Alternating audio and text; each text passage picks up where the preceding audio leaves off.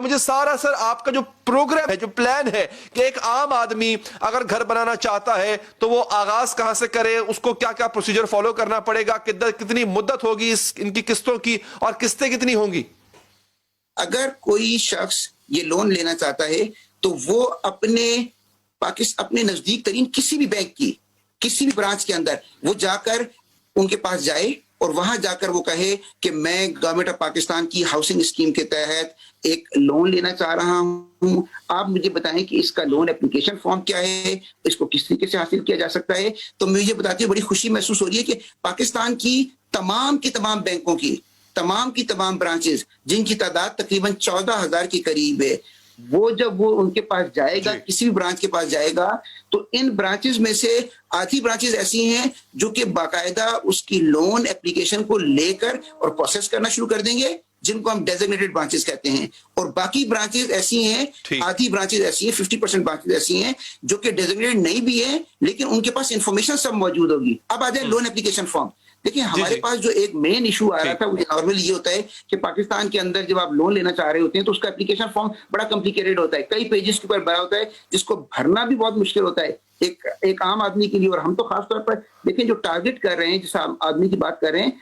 वो तो ऐसा भी होगा जिसमें सैलरी तबका भी है, नॉन सैलरी तबका भी है, ऐसा जिसका अपना कोई कारोबार भी है, या इवन जो कॉन्ट्रैक्ट पर काम कर रहा है वो भी इसको अवेल कर सके। तो उसके लिए ये एप्लीकेशन फॉर्म इंतहाई सादा बना दिया गया है और ये तमाम बैंकों पर लागू है। यानी अब कोई भी आप अगर लोन लेना चाहते हैं तो उसके अंदर आपको अपनी कुछ पर्सनल इंफॉर्मेशन देनी पड़ रही होगी कि आपका नाम, आपका CNIC नंबर, आपका एड्रेस क्या है। फिर उसके बाद उसके अंदर कुछ इंफॉर्मेशन, अगर आप सैलरी तबके से ताल्लुक रखते हैं यानी तनख्वाहदार हैं तो आपको तनख्वाह के अपने हवाले से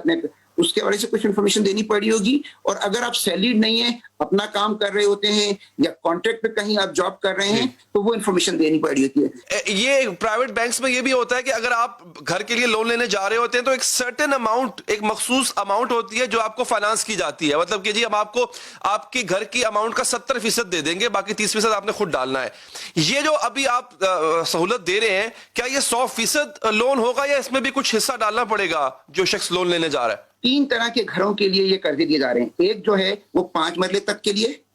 और जो कि नेफ्डा के अपने नया पाकिस्तान हाउसिंग अथॉरिटी वो अपने प्रोजेक्ट्स लेकर अपनी जमीन पर बना के दे रही है। दूसरा किस्म के घर वो होंगे जो कि कोई भी आदमी कहीं भी जमीन लेकर या उसके पास पहले से जमीन मौजूद है, उस पर 5 मरले की जमीन के ऊपर वो अपना घर बनाना चाहता है, तो दूसरी कैटेगरी ये है। और तीसरी कैटेगरी ये है कि वो अपनी जमीन ले या जमीन भी खरीदना चाहता है और 10 मरले तक का घर बनाता है। तो अब देखिए, जो पहली 2 कैटेगरीज हैं यानी 5 मरले की घर तक के लिए अगर वो बनाना चाहता है तो उस पर जो उसकी कीमत है, घर की कीमत, देखिए इसकी कंडीशंस में है कि घर की कीमत 35 लाख तक होनी चाहिए, उसका सिर्फ 10% जो है वो उसको खुद देना है। यानी आप अगर ये समझ लें कि 35 लाख का घर है तो 10% का मतलब ये होता है कि तकरीबन 3.5 लाख रुपए उसको अपनी इक्विटी के तौर पे देना पड़ रहा होगा, जबकि 90% जो है बाकी वो बैंक कर्जे के तौर पे दे रहा होगा। बिल्कुल आपने जिस तरह बिल्कुल सही कहा कि आम हालात के अंदर जब आप लोन लेने जाते हैं तो वो बैंक कहता है कि जी 30% अपनी तरफ से डालें,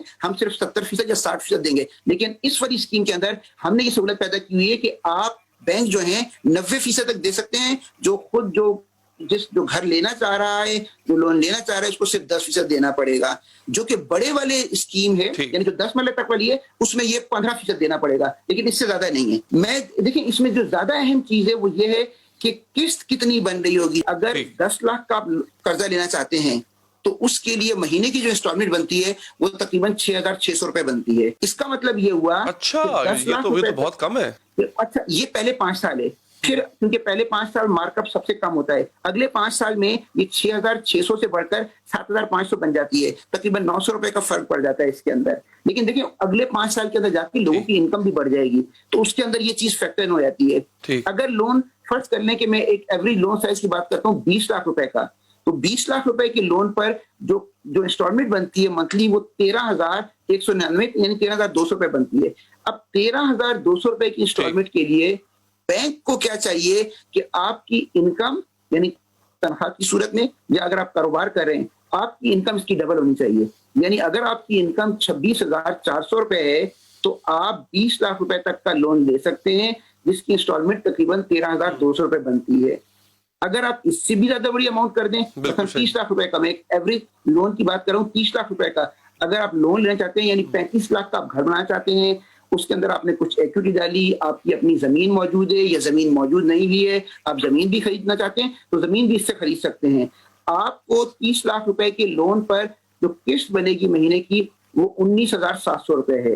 यानी 20,000 रुपए तकरीबन बनती है। तो 20,000 की किस्त का मतलब ये कि आपकी जो इनकम है वो 40,000 के करीब होनी चाहिए। एक चीज और समझाइएगा, इधर आपकी बातों से बड़ी अच्छी क्लैरिटी आ रही है माशाल्लाह। एक तो ये कि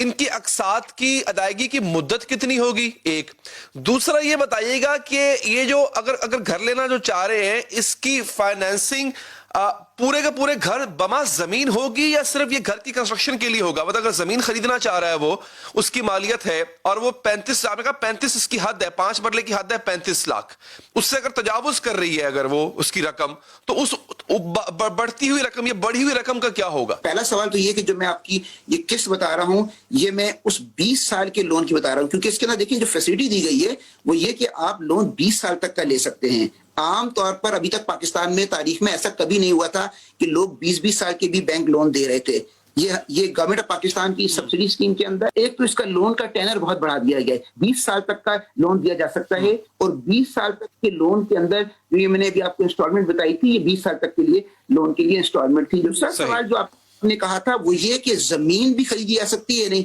देखिए दोनों ऑप्शन मौजूद हैं। आप अपनी जमीन लें, फिर अगर आप अपनी जमीन ले आएंगे तो और उस जमीन की कीमत अगर आपके इस टोटल घर की कीमत के 10 या 15% से ज्यादा बनता है तो फिर तो आपको इक्विटी देने की भी जरूरत नहीं है, फिर आपको 1 रुपया भी नहीं देना इसके अंदर, क्योंकि वही जमीन जो है वो आपकी इक्विटी के तौर पर ट्रीट हो जाएगी और पूरा का पूरा लोन आपको बैंक दे देगा। अच्छा। और अगर आपके पास, हाँ जी, ये इसके अंदर खूबी है, और अगर आपके पास जमीन मौजूद नहीं है तो फिर आप लोन, जैसे मैंने बताया कि मुख्तलिफ टीयर्स के अंदर 35 लाख का अगर एक घर आप लेना चाहते हैं 5 मरले का, उसमें 30 लाख तक का लोन आप ले सकते हैं। तो उस 30 लाख के लोन के अंदर अगर आप चाहें तो जमीन भी ले लें, उसके ऊपर कंस्ट्रक्शन भी कर लें, लेकिन एक बात याद रखें कि ये नहीं हो सकता कि इस लोन से आप सिर्फ जमीन खरीद लें, क्योंकि देखिए ये स्पेकुलेटिव पर्पस के लिए नहीं है कि आपने प्लॉट लेके खरीद के रख लिए और उसके बाद आप इंतजार कर रहे हैं कि उसकी कीमत बन जाए, बढ़ जाएगी, उसके तो क्या कोई टीम जाके इंस्पेक्शन करेगी, देखेगी जाके कि इन साहब ने जो पैसे लिए थे घर के लिए, उस पे घर इन्होंने जमीन पे बनाया कि नहीं? जी बिल्कुल, ये देखिए ये बैंक की जिम्मेदारी डाली गई है इस स्कीम के अंदर कि उसको ये इंश्योर करना है कि ये जिस मकसद के लिए लोन लिया जा रहा है वो उस मकसद के लिए इस्तेमाल हो रहा है। अच्छा, नंबर 2 मैं आपको एक बात बताऊं कि इवन अगर आप घर भी बना लेते हैं और आप घर बना के अगर चाहते हैं कि 2 साल में ये घर बेच दें और फिर दोबारा ये कोई स्कीम कर ले लें, फायदा उठा लें, तो आप नहीं कर सकते। इस स्कीम के अंदर ये शर्त रखी गई है कि देखें, पहली, अब मैं बड़ी आपको अहम बात बताना चाह रहा हूं, इससे पहले आपके पास कोई घर ना हो, क्योंकि ये उन लोगों के लिए जिन्होंने जिंदगी में पहली मरतबा अपना घर बनाया होता है। नंबर 2, ये शर्त इसके अंदर ये रखी गई है कि 5 साल तक तो आप इससे जो घर बनाते हैं वो आप बेच भी नहीं सकते, इसलिए कि वरना इस स्कीम के अंदर गवर्नमेंट सब्सिडी पे कर रही है। अगर 5 साल के बाद आपको बेचना भी है तो फिर आपको ये पूरा का पूरा जो कर्जा बाकी बचा होगा ये आपको वापस करना होगा, और फिर आपके पास मजीद आप दोबारा इस स्कीम के अंदर फायदा नहीं उठा सकते। तो इसका हमने इसलिए ये रखा है ताकि इसको मिसयूज ना किया जा सके। अच्छा, मैं एक इससे पहले कि आप आगे जाए, मैं एक बड़ी अहम बात बताना चाहता हूँ कि जो आम लोगों को इंटरेस्ट होगा और पता नहीं है आपके नाज़रीन को। देखें, एक तबका तो हो गया तनख्वाहदार, एक तबका हो गया कारोबारी, अब एक तबका और है जिसके पास कोई फॉर्मल इनकम का प्रूफ मौजूद नहीं है। मसलन मैं आपको बताता हूं कि एक सब्जी वाली दुकान है जो कि अभी जो है वो सब्जी की उसकी दुकान है या ठेला है जिसकी इनकम को प्रूफ करने का कोई तरीका मौजूद नहीं है। आज तक पाकिस्तान के अंदर पहली मर्तबा ऐसा किया जा रहा है, इससे पहले नहीं किया गया था, कि इसको कहते हैं कि इनफॉर्मल इनकम, जिसको आप एसेस नहीं कर सकते कि कितनी इनकम है। उसके अंदर एक मॉडल डेवलप किया गया है जिसमें क्या किया जा रहा है कि ऐसे लोग जब अप्लाई करने आएंगे तो बैंक क्या करेगा कि उनके नंबर लेकर, सीएनआईसी नंबर लेकर ये देखा जाएगा, पीटीए से, टेलको से इंफॉर्मेशन ली जाएगी कि ये बंदे अपना कितना मोबाइल फोन इस्तेमाल कर रहे हैं, अभी अगर किसी जगह पे रह रहे हैं किराए के घर के ऊपर तो वहां बिजली का बिल कितना अदा कर रहे हैं। देखिए ये क्या चीजें, ये वो चीजें कि जहां आपको नॉर्मल इनकम अगर आप एसेस नहीं कर सकते, बैंक अंदाजा नहीं कर सकता, तो वो क्या करता है, ये देखता है कि आप कितने अखराजात कर रहे हैं। अगर उसका Expense, बच्चा कहीं स्कूल के अंदर पढ़ रहा है, तो उस बच्चे की अगर स्कूल की कोई रिसीट है, वो रिसीट बिजली का बिल